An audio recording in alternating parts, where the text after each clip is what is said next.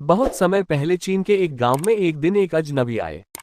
एक बच्चा जिसका नाम केफ था, जो अपने माता पिता के साथ गांव के बाहर फार्म में रहता था, सबसे पहले उस अजनबी से मिला। उसे लगा कि वो शायद एक घुमक्कड़ सन्यासी थे। वैसे भी उसने कहानियां सुन रखी थे एक सन्यासी जो जादू कर सकते हैं। उस अजनबी को अचानक अपने सामने पाकर केफ डर गया। लेकिन अजनबी का हाव भाव बहुत ही शांत और उदारतापूर्ण था। केफ ने विनम्रतापूर्वक उनका अभिवादन किया। वृद्ध अजनबी ने कहा, कुछ समय रहने के लिए यह जगह अच्छी प्रतीत होती है। क्या तुम बता सकते हो कि मैं कहाँ सो सकता हूँ? केफ ने उन्हें एक वीरान कुटिया दिखाई जो गांव की सीमा पर स्थिति थी। वहां वृद्ध ने अपने लिए घास फूस का बिस्तर बना लिया और दीवार पर एक कागज लटका दिया जिसमें बड़ी और बेंडी लिखाई में कुछ शब्द चित्रित किए हुए थे। वृद्ध उस झोपड़ी में निवास करने लगे। केफ और उसके मित्र कुटिया की खिड़की से भीतर झांकते और वृद्ध की नींद से जागने की प्रतीक्षा करते। वृद्ध जब गांव में भिक्षा मांगने जाते तो बच्चों को उनके साथ रहना अच्छा लगता था। वो हमेशा प्रसन्न रहते थे और मौसम की ओर उनका ध्यान कभी ना जाता था। वर्षा हो या धूप, वो वृद्ध वही पुराने सैंडल और जीर्ण शीर्ण लवादा पहने रहते थे, क्योंकि सब जानते थे कि घुमक्कड़ सन्यासियों ने निर्धन रहने का संकल्प लिया था। इसलिए गांव वाले प्रसन्नता से उन्हें चावल और सब्जियां दे देते थे। केफ ने उन्हें आगाह कर दिया था कि वह उस जिले के सबसे धनी व्यक्ति कंजूस किसान वू के पास कभी न जाए। जो भिक्षुक अंतिम बार उनके घर गया था, किसान वू ने उस पर अपने कुत्ते छोड़ दिए थे, केफ ने बताया।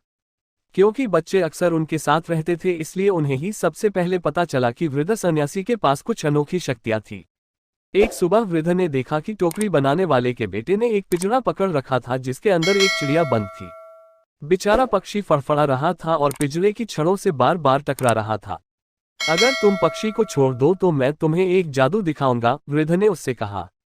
आश्चर्यचकित लड़के ने सिर हिलाकर हामी भर दी। वृद्ध कुटिया के अंदर गए और एक काला कपड़ा, एक कलम कागज और एक ब्रश लेकर बाहर आए। उन्होंने काला कपड़ा पिंजरे के ऊपर लपेट दिया। जब वह स्याही में पानी मिला रहे थे तब बच्चे उन्हें चुपचाप देख रहे थे। उन्होंने झटपट ब्रश चलाया और पिंजरे में कैद पक्षी का चित्र बना दिया। चित्र इतना सजीव थी कि बच्चों को लगा कि अभी गाने लगेगा। चित्र में उन्होंने पिंजरे को दरवाजा खुला चित्रित किया था। तभी चित्र में बना पक्षी चहचहाने लगा। पिंजरे के खुले दरवाजे से मैं बाहर निकल आया और कागज से उड़कर पास के एक पेड़ की डाल पर बैठ गया। टोकरी बनाने वाले के बेटे ने झटपट पिंजरे पर लगा कपड़ा खींच लिया। यह देख सारे बच्चे आश्चर्य से चिल्ला दिए, पिंजरा खाली था। अगस्त चंद्रमा उत्सव के दिन गांव के चौराहे की ओर जाने वाला रास्ता उन किसान और व्यापारियों से भरा हुआ था जो बाजार में बेचने के लिए अपना सामान ले जा रहे थे। कैफ के माता पिता गोभी की टोकरियां उठाए हुए बाजार की ओर जा रहे थे। जब कैफ ने भिक्षुक सन्यासी को देखा तो उसने माता पिता से पूछा कि क्या वे वृद्ध सन्यासी के साथ साथ चल सकता था। केफ उस वृद्ध को नई पतंग के बारे में बताने लगा जो वे जन्मदिन पर मिले पैसों से खरीदना चाहता था। अचानक उसके रास्ते पर कुछ हंगामा होने लगा। किसान मूले का गधा जो नाशपातियों से भरा हुआ ठेला खींच रहा था, भीड़भाड़ वाले रास्ते पर सबको तितर बितर करता हुआ दौड़ने लगा। भारी बोझ से दबे गधे को और तेज दौड़ने के लिए किसान मूले उससे पीट रहा था और उस पर चिल्ला रहा था। जब तक केफ और वृद्ध सन्यासी गांव के बाजार में पहुंचे, किसान मल्ले भी अपने ठेले पर लगी नाशपतियां बेच रहा था। सूर्य की गर्मी के कारण सबको प्यास लग रही थी और मीठी रस भरी नाशपाती खूब बिक रही थी। यद्यपि किसान भारी दाम मांग रहा था। एक स्वादिष्ट नाशपाती मुझे खाने के लिए दे सकते हो? सन्यासी ने किसानों से पूछा। फटीचर भिखारी, तुम्हें कुछ ना मिलेगा, किसान उन पे चिल्लाया। लेकिन तुम्हारे पास तो बहुत सारी नाशपाती हैं, निश्चय ही तुम एक नाशपाती दे सकते हो, वृद्ध ने कहा। यह देख कई लोग इकट्ठे हो गए। किसी ने कहा, इतने कंजूस मत बनो, वृद्ध को एक नाशपाती दे दो। किसान ने गुस्से से अपनी लाठी घुमाई और सन्यासी को बुरा भला कहा। बालक कैफ ने जब यह देखा तो पतंग खरीदने का सपना जो वह देख रहा था उसको बुलाकर उसने अपनी जेब में हाथ डाला। पतंग मैं बाद में भी ले सकता हूं, उसने अपने आप से कहा और झटपट किशनवू को अपना सिक्का दे दिए। जन्मदिन के उसके सारे पैसों में सिर्फ एक छोटी नाशपाती ही मिली।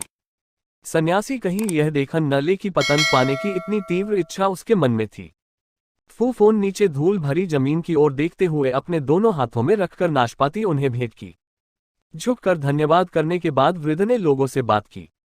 क्योंकि आप में से कई लोगों ने अपना भोजन मेरे साथ बांटा है, उन्होंने कहा। मैं हर एक को एक स्वादिष्ट नाशपाती खिलाऊंगा।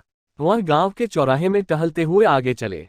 भीड़ उनके साथ आती रही और अन्य लोगों की तरह उत्सुक किसान मुलाई भी भीड़ के पीछे चलता रहा। सन्यासी चौराहे के दूसरी तरफ रुक गए। उस छोटी नाशपाती को वह झटपट दांतों से काटकर खाने लगे। अंततः उनका एक छोटा काला बीज ही बचा। पीठ पर लटकी एक थैली से उन्होंने एक फावड़ा निकाला, मिट्टी खोदकर एक गड्ढा बनाया और उसमें वह काला बीज बो दिया। कैफ, उन्होंने पुकारा, केतली में उबला हुआ पानी लेकर आओ। निकट की एक चाय की दुकान से कैफ उबला हुआ पानी ले आया। वृद्ध ने गर्म पानी मिट्टी में डाला। उसी पल एक हरा अंकुर मिट्टी से बाहर निकल आया। मिनटों में अंकुर पेड़ बन गया। उसकी डालों पर पत्ती निकल आई। तितलियां और मधुमक्खियां आकर्षित होकर वहां आ गई। डालों पर पक्षी आकर गाने लगे। कोपले फूल बन गई। फूलों पर छोटी छोटी नाशपातियां निकल आई जो तुरंत ही पककर सुनहरी भूरे रंग की हो गई। वृद्ध ने एक नाशपाती को सूंघा। मुझे लगता है कि यह पक गई है और हम इन्हें खा सकते हैं, उन्होंने कहा। उन्होंने नाशपाती तोड़ी और हर ग्रामीण को एक नाशपाती दी। उन्होंने सबसे बड़ी और पक्की हुई नाशपाती लियान को दी। मीठी, रस भरी और स्वादिष्ट, लोगों ने कहा। सन्यासी के जादू से सब आश्चर्यचकित हो गए। जैसे ही अंतिम नाशपाती तोड़ी गई, पेड़ के पत्ते सूखकर पीले हो गए और झड़ने लगे। जो डालें मजबूत दिखाई दे रही थी वह सूखकर विकृत हो गई। पेड़ ने सारे फल दे दिए हैं, वृद्ध ने कहा। अपनी कुल्हाड़ी से पेड़ को उन्होंने काट डाला और उसकी लकड़ियां लोगों को जलाने के लिए दे दी। उन्होंने अपने हाथ झाड़कर धूल साफ की और अपने थैले से ढूंढकर कागज का एक टुकड़ा निकाला जो उन्होंने कैफ को दिया। जब तुम घर पहुंच जाओगे, उन्होंने फुसफुसाकर कहा, इसको एक धागे से बांध देना और फिर देखना क्या होता है। फिर हाथ हिलाकर उन्होंने सबको अलविदा किया और पहाड़ों की ओर जाने वाले रास्ते पर चल दिए। सब लोग इकट्ठे होकर उस जादू के विषय में बात करने लगे जो उन्होंने देखा था।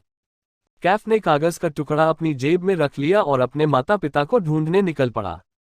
गांव के चौराहे से आई क्रोध भरी दहाड़ सुनकर कैफ रुक गया। लोगों ने किसानों को उस जगह खड़े देखा जहां उसका ठेला था। किसान वू की नाशपाती और उसका ठेला गायब हो गए थे। सिर्फ गधा और ठेले के दो पहिए वहां थे। तभी कैफ सब समझ गया। वृद्ध सन्यासी ने जादू से किसान वू की सारी नाशपाती गायब कर दी थी। पहिए को छोड़ ठेले की अन्य भाग पेड़ बनाने में उन्होंने उपयोग कर लिए थे। किसान वू भी समझ गया कि क्या हुआ था। चौराहे में इकट्ठे लोगों को इधर उधर धकेलते हुए वे सन्यासी के पीछे भागा और चिल्लाया, उस बूढ़े भिखारी को पकड़ो, उसने मेरी नाशपातियां चुरा ली। लेकिन पहाड़ों की ओर जाते रास्ते पर सन्यासी बहुत दूर निकल गए थे। किसान वू के पीछे खड़े ग्रामीण इतनी जोर से हंस पड़े कि उनके लिए खड़े रहना भी कठिन हो गया। उस दिन से आज भी किसान वू के नाशपाती खोने की कहानी सुनाकर गांव के लोग अपने बच्चों को आज भी सचेत करते हैं। उस मूर्ख इंसान की तरह कंजूसी न करना, अन्यथा अंत में जग हंसाई का कारण बन जाओगे। उस दिन से टोकरी बनाने वाले के बेटे को आकाश में उड़ते हुए पक्षी देखना अच्छा लगता है, लेकिन फिर उसने कभी कोई पक्षी नहीं पकड़ा। लियान का कुआं मीठे स्वच्छ पानी से हमेशा भरा रहता है, सूखे के दिनों में भी।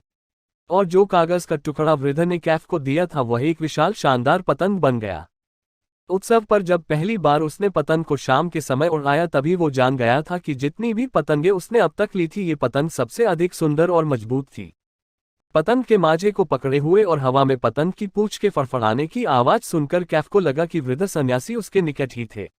एक दिन उसने सोचा गांव त्याग कर वे वृद्ध सन्यासी का अनुसरण करते हुए पहाड़ों में जाने योग्य हो जाएगा। तो दोस्तों, यह कहानी आपको कैसी लगी? आप लोग हमें कमेंट करके बताएं और चैनल को सब्सक्राइब जरूर करें। लाइक कर दो भाई, आपके एक लाइक से हमें जोश मिलता है, तो कृपया करके लाइक बटन दबाएं और बेल आइकन को ऑल पे कर दें ताकि सबसे पहले हमारी वीडियो आप तक पहुंचे। शुक्रिया, धन्यवाद।